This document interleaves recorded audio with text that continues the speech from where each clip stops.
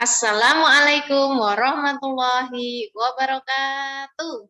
Alhamdulillah, hari ini teman-teman kita masih diberi kesempatan untuk belajar bersama melalui jarak jauh ya, walaupun dengan jarak jauh. Baik, hari ini kita akan belajar pendidikan kewarganegaraan. Nah, sebelum itu seperti biasa kita berdoa terlebih dahulu ya. Ya, yuk sikap berdoa. Angkat tangan, tundukkan kepala. A'udzu billahi minasyaitonir rajim. Bismillahirrahmanirrahim. Raditu billahi robba wa bil islami dina wa bi Muhammadin nabiyya wa rasula. Rabbi zidni ilma warzuqni fahmah, amin ya rabbal alamin. Aku rela Allah Tuhanku, Islam agamaku, Muhammad Nabi dan Rasulku. Ya Allah, tambahkanlah ilmu kepadaku dan limpahkanlah kefahaman kepadaku. Kabulkanlah ya Allah, Tuhan semesta alam. Amin. Alhamdulillahirabbil alamin. Alhamdulillah teman-teman, semoga dengan doa tadi kita bisa diberi kefahaman yang lebih oleh Allah Subhanahu wa taala. Baik teman-teman, langsung saja dimulai ya, kita belajar pendidikan kewarganegaraan. Masih di buku tematik yang pertama ya. Subtema yang ketiga, kita belajar pendidikan kewarganegaraan. Sebelum kita belajar lagi, teman-teman, apakah masih ingat pembelajaran yang kemarin? Yang pertama itu kita membahas apa? Membahas pengamalan sila pertama Pancasila, yaitu dengan sikap bersyukur atau berterima kasih atas apa? Atas semua rahmat dan nikmat yang Allah berikan. Kemudian yang selanjutnya, yang kedua, kita kemarin belajar apa? Iya, kita belajar pengamalan sila kedua Pancasila, yaitu tentang menghargai keberagaman, menghargai perbedaan, ada banyak suku-suku ya kemarin Miss Vela sampaikan. Nah, itu merupakan pengamalan sila kedua Pancasila, menghargai, menghormati, seperti itu. Baik, nah sekarang kita akan lanjut tentang pengamalan sila ketiga Pancasila. Nanti juga masih ada beberapa hal yang terkait dengan pengamalan sila yang kedua dari Pancasila. Baik, silahkan disimak ya dari PowerPoint yang Miss Vela berikan di sini. Tema pertama, subtema 3, pertumbuhan dan perkembangan makhluk hidup, buku tema satunya. Nah, sekarang langsung masuk ke materi yang pendidikan kewarganegaraan. Nah, di sini teman-teman ada yang masih ingat sila yang ketiga itu bunyinya bagaimana? Persatuan Indonesia. Sila yang ketiga adalah Persatuan Indonesia. Lambang dari sila ketiga Pancasila apa? Lambangnya adalah pohon beringin. Kalau yang sila pertama kemarin adalah bintang. Yang sila kedua sila kedua itu rantai. Kemarin jika kita walaupun berbeda-beda tapi tetap bersatu, gambarnya seperti rantai ya, nggak bisa putus. Nah, sekarang sila yang ketiga adalah Persatuan Indonesia. Lambangnya adalah pohon beringin. Baik, kita baca ya. Ini judulnya adalah makna bersatu dalam keberagaman. Nah, di sini dilihat kita harus mensyukuri dan menghargai keberagaman yang ada. Sikap bersyukur, saling menyayangi, dan menghargai merupakan pengamalan sila-sila Pancasila. Nah, ini masih terkait yang kemarin ya. Bersyukur, saling menyayangi, menghargai, itu merupakan pengamalan sila Pancasila. Kalau bersyukur, sila yang pertama. Menyayangi dan menghargai adalah sila yang kedua, sedangkan bersatu itu adalah pengamalan sila ketiga dari Pancasila. Nah, di sini dilihat. Berbeda pendapat dan menghargai pendapat teman merupakan pengalaman sila yang keempat dari Pancasila. Nah, ini contohnya ya. Tadi udah yang pertama, itu bersyukur. Yang kedua, menyayangi dan menghargai. Yang ketiga itu bersatu, walaupun berbeda-beda. Nah, yang keempat ini, berpendapat dan menghargai pendapat teman merupakan pengamalan sila keempat dari Pancasila. Berbeda pendapat itu nggak apa-apa ya. Kita harus saling menghargai. Kalau temannya pengennya seperti ini dan diajak tidak mau, nah kita tetap harus menghargai. Tidak boleh dipaksa, tidak boleh ditekan atau dipaksa agar ikut pendapat kita. Next. Nah, coba teman-teman dilihat ini ada orang ngapain ya ini ya, teman-teman ini lagi ngapain ya? Pengamalan sila Pancasila keberapakah kegiatan berikut ini kira-kira? Ini saling membantu ya, membersihkan, saling bekerja sama. Ini juga termasuk pengamalan sila yang keberapa? Sila yang ketiga, yaitu bersatu bersama-sama membersihkan kelas. Dilihat lagi. Nah, ini sedang apa ini? Pengamalan sila Pancasila keberapakah kegiatan berikut ini? Ini sedang ngapain ya ini? Sedang berdoa ya, sedang berdoa ya, sedang berdoa. Doanya ini bagi orang Islam seperti ini. Ini kemarin doa untuk agama apa ini? Bu gurunya ini. Baik, ini merupakan pengamalan sila Pancasila yang ke-1, yaitu ketuhanan yang Maha Esa. Ini Miss Vela mereview-review juga ya, biar teman-teman selalu ingat. Yang selanjutnya, nah ini mulai masuk yang sila yang ketiga. Menjaga persatuan dalam memberi dan menerima saran. Saran itu apa sih, Miss? Saran itu masukan, contohnya. Ada teman yang tidak membawa minuman, terus kamu meminta, kamu besok bawa ya, biar besok bisa minum. Nah, itu termasuk namanya saran atau memberi nasihat seperti itu. Nah, cara-caranya ada di sini. Cara-cara memberi nasihat, cara-cara memberi saran. Cara-cara yang dapat dilakukan agar terwujud kerukunan. Yang pertama, mengajari teman yang kesulitan dalam mempelajari atau dalam memahami pelajaran. Jika ada teman yang kesulitan dalam memahami pelajaran, misal belum tahu, diterangkan tentang perkalian belum tahu, nah, sebagai teman yang baik, sebagai warga negara yang mengamalkan pengamalan Pancasila, kewajibannya apa? Mengajari teman yang kesulitan.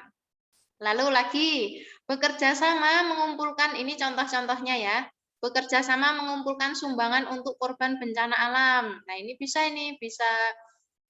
misal bekerja sama untuk mengumpulkan mengumpulkan sampah misal di kelas, bekerja sama, kamu ambil yang ini, kamu ambil yang ini gitu. Itu rukun ya namanya ya. Terus lanjut lagi, memberikan saran kepada teman dan juga mau menerima saran dari teman. Ini artinya memberikan nasihat kepada teman dan juga mau menerima saran. Jadi jangan kalau sukanya nasihati tapi nggak mau diberi nasihat ya. Jadi harus saling memberi saran dan juga mau menerima saran. Lanjut. Nah, dilihat di sini juga cara-cara yang baik. Nah, ini cara-cara yang baik untuk dilakukan saat memberi atau menerima saran. Ketika teman-teman ingin memberi saran kepada teman yang lain, ini yang harus diperhatikan. Cara-caranya ya. Cara-cara yang baik yang dilakukan saat memberi atau menerima saran. Yang pertama, memberikan saran dengan santun. Jika memberikan saran itu dengan bahasa yang baik, jangan bentak-bentak ya, dengan baik, dengan santun, dengan suara yang baik seperti itu. Terus kemudian berterima kasih dan mau menerima masukan dari orang lain. Nah, ketika diberi masukan, diberi nasihat, kita berterima kasih. Tandanya apa? tandanya orang yang memberi nasihat kepada kita itu peduli dengan kita atau sayang dengan kita. Makanya kita setelah diberikan nasihat, setelah diberikan saran, kita mengucapkan terima kasih. Terima kasih ya telah menasehatiku, atau terima kasih telah memberi saran kepadaku. Begitu. Selanjutnya, tidak memotong pembicaraan saat teman memberikan saran atau pendapat. Jadi tidak memotong nasihatnya teman saat memberikan saran atau pendapat. Jadi ketika teman sedang berbicara atau berpendapat, itu sebaiknya kita tidak memotong pembicaraan atau diperhatikan dulu dengan baik sampai selesai, sampai teman itu selesai memberikan pendapat. Tidak boleh dipotong, tidak boleh tergesa-gesa, Allah itu gimana gitu ya. Jadi yang baik ya, memberi ini cara-cara yang baik untuk dilakukan saat memberi atau menerima saran. Sampai di sini paham ya teman-teman? Semoga teman-teman bisa dengan baik menerima apa yang Miss Vela sampaikan. Lanjut ya. Lanjut. Oke. Nah, lanjut sekarang menghargai perbedaan di sekolah. Tentunya di sekolah itu banyak sekali perbedaan ya, mulai dari kalau perbedaan fisik, ada yang tinggi, ada yang kurang tinggi, ada yang rambutnya keriting, ada yang rambutnya lurus, ada yang kulitnya putih, ada yang kulitnya sawo matang dan sebagainya. Nah, kita harus menghargai perbedaan yang ada di sekolah. Nah, berikut cara memberikan saran yang baik untuk menghargai perbedaan yang ada. Nah, bagaimana nih kita memberikan nasihat untuk perbedaan yang ada, untuk menghargai perbedaan yang ada. Tadi sudah disampaikan juga ya, ucapkan dengan bahasa yang santun, sopan santun, dilarang marah-marah atau membentak-bentak. Nanti yang terjadi malah yang dinasehati itu malah pergi, ya, itu malah menjauh. Yang kedua, memberi solusi yang paling mudah untuk dilakukan. Solusi itu kayak jalan keluar, atau misal temanmu ini kesusahan terus kita memberikan jawaban yang baik, memberi solusi yang paling mudah untuk dilakukan. Yang ketiga, tidak memaksakan saran untuk diterima. Nah, tadi ya, jika temannya tidak mau, kita tidak perlu memaksa, ya. Kalau tidak mau, ya sudah, tidak memaksakan saran untuk diterima. Karena bisa jadi yang baik menurut kita itu belum tentu baik untuk orang lain. Begitu ya, solih-solihah. Kita lanjut lagi. Coba slide yang ke-9. Nah, coba nanti teman-teman, misal di rumah ya, kalau ini kan di sekolah, di rumah nanti silahkan boleh dipraktekkan menyimak keluarga saat memberikan saran dan pendapat. Ya, disimak. Misal adik mau berpendapat, Kak, sebaiknya kita membersihkannya menggunakan sapu saja deh. Kalau menggunakan selainnya sapu, menggunakan pel itu kan belum disapu, sebaiknya disapu dulu baru dipel. Nah, nanti silakan teman-teman mempraktekkan ya di rumah, saling mendengarkan pendapat dari anggota keluarga masing-masing, baik itu adik, kakak, atau ayah, bunda, dan lain sebagainya. Next. Nah, di sini lanjut, ini masih tentang memberi saran ya. Memberi saran dalam menghargai perbedaan di masyarakat. Nah, tentunya di sekolah ada perbedaan, tentu di masyarakat lebih banyak lagi perbedaannya, ya, lebih banyak lagi perbedaannya.